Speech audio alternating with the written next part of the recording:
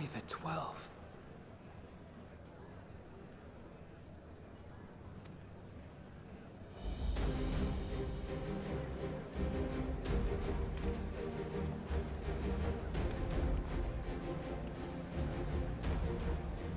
Glad you could join us.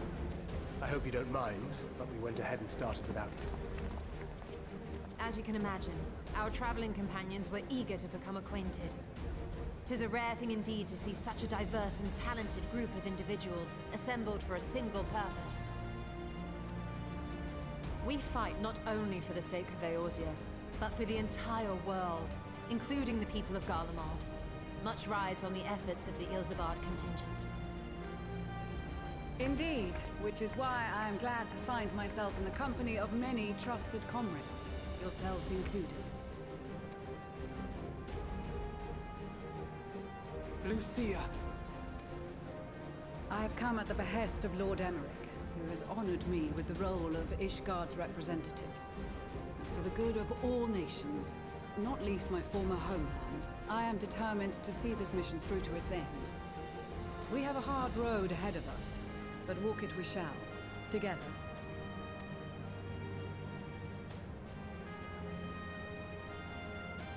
We too welcome this opportunity to work together once more.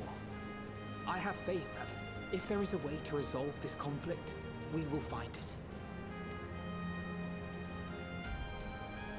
Allow me to introduce you to the rest of our company. Everyone! If I may have your attention.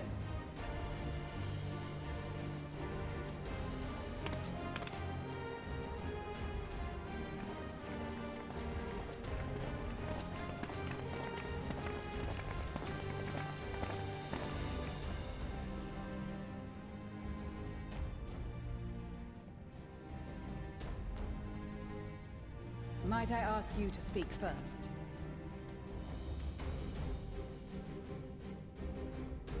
If I must.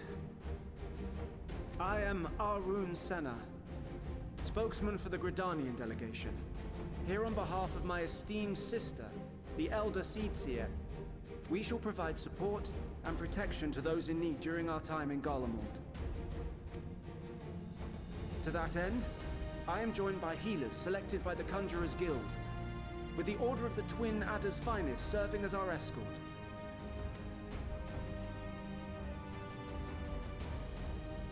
Suppose I'd better say my piece. Wait, I know you.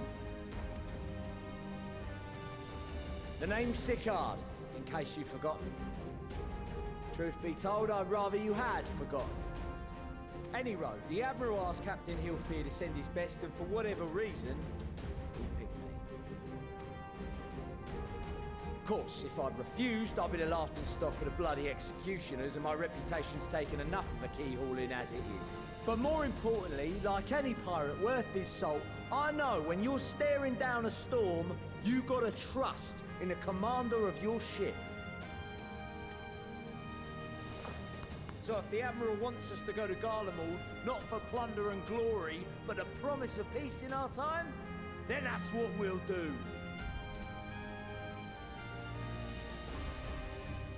Since we all know how much the Empire loves its steel, we thought we'd bring along a few smiths to make the most of it. Give them a pile of scrap and they'll cobble together anything you fancy. Of course, just like the Gridanians, we got fighters of our own.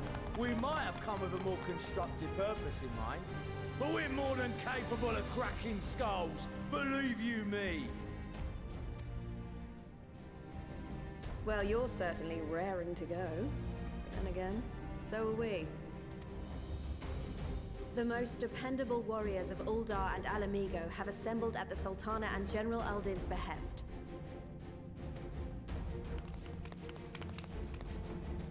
If Garlemald has truly fallen, then the whole place is likely to be crawling with Telophoroi. We'll need plenty of troops to clear and hold a path for others to follow. That's where we come in. Naturally, Marshal Tarapin and I will be leading from the front.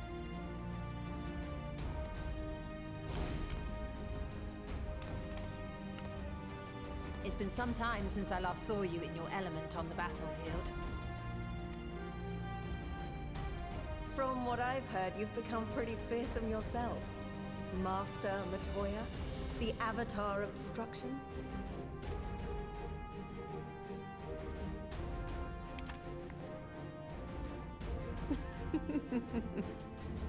With comrades like these, I know we'll succeed, no matter what awaits us. And then we might finally get a chance to enjoy a good long rest. But until then, let's give it our all.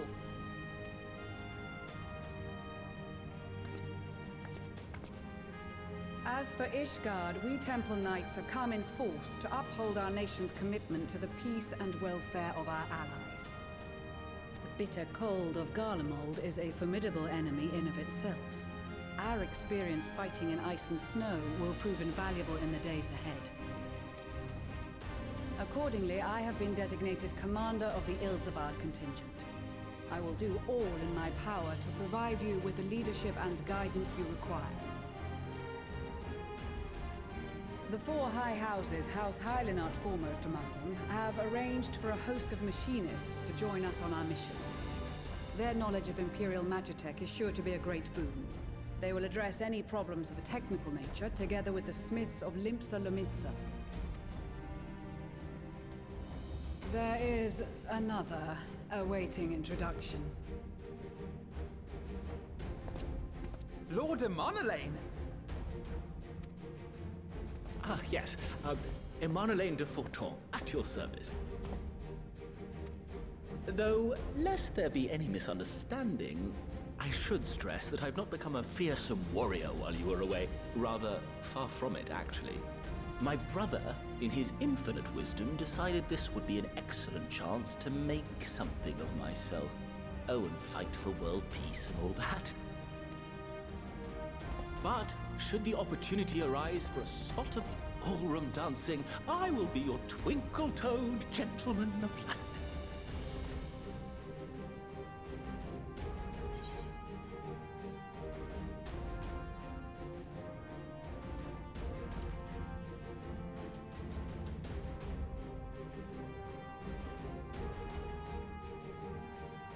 Huzzah! I cannot wait to regale Onohua with my tales of derring-do.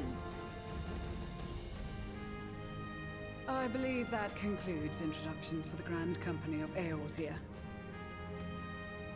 Our allies from the Eastern Alliance were due to arrive some time ago, but it would appear they have been delayed.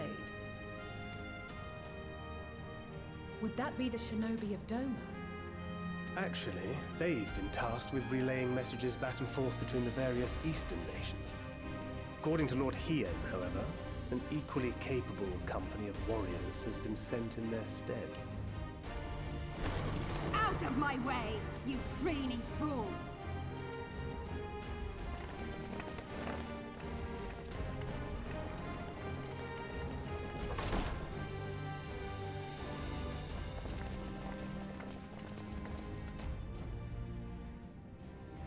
Forgive us for coming late. We are the delegates of the Eastern Alliance. Cyrena, and you've brought company. For battle and blood we come, as a step is sorely lacking in both. No towers befoul our lands, so we marched on those of Doma, only to find them beyond our reach. But now our thirst for slaughter will be slaked. No quarter to the enemy! Sadu Hatun, no. We go to make peace with the Iron Men, not war. Warriors of the Steppe, we've heard many tales of your bravery. We welcome you as allies. And these other ones you have brought are... Members of the Dalmascan resistance group, Lente's Tears.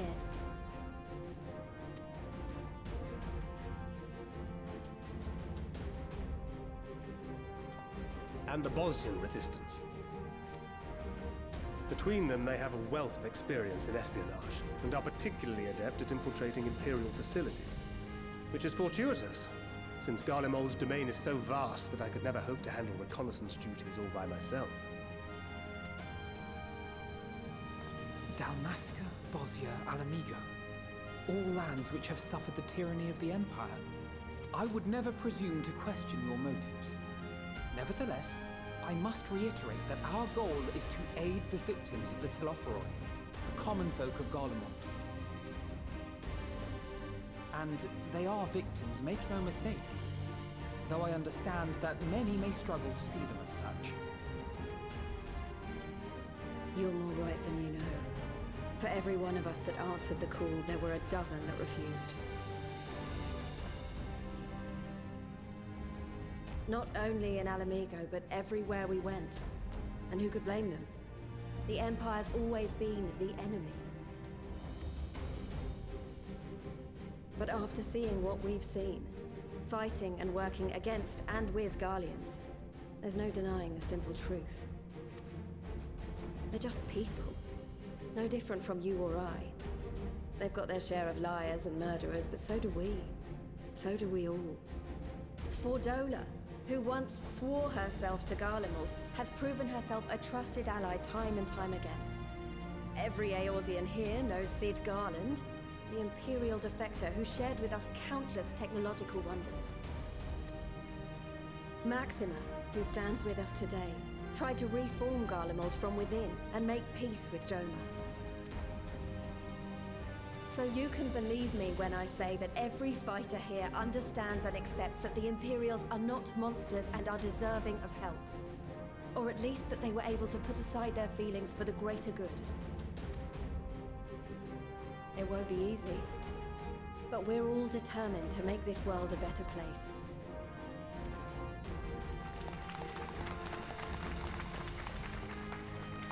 What lingering concerns I may have had were clearly unwarranted. I agree with everything you said wholeheartedly.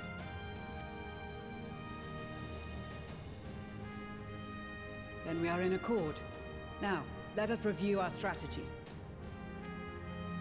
To reach the Garlean capital in northern Ilsabard, we must cross the central mountain range. Fortunately, Garlond Ironworks can provide aerial transport, sparing us this most treacherous part of our journey.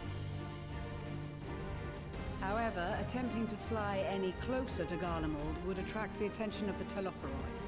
As they appear to have seized control of the majority of the Imperial military, we must assume that includes its fleet. In addition, Garlemald possesses devices that can interfere with airship navigational systems, further discouraging an airborne approach. Given the circumstances, the closest we dare deploy our contingent is an area between the range and the capital, the Magna Glaciers. From there, we must travel the rest of the way on foot. We will also need to bring the airships with us to ensure we can withdraw with haste. Although much of the terrain will be blanketed in snow, we should be able to make use of local roads and shipping facilities. The vast ice field will afford us an unobstructed view of the surrounding area. On the other hand, it will also allow others to easily spot us, so it is imperative that we only make camp in positions where we can easily defend ourselves. And the airships, which must be kept safe at all costs. We cannot account for every possibility, so we must be prepared to think on our feet. We will be tested. Sorely tested, I expect. But for our homes and for our people, and a people not our own but in need, we will succeed. Spare no effort in your preparations. Once we depart, there is no turning back.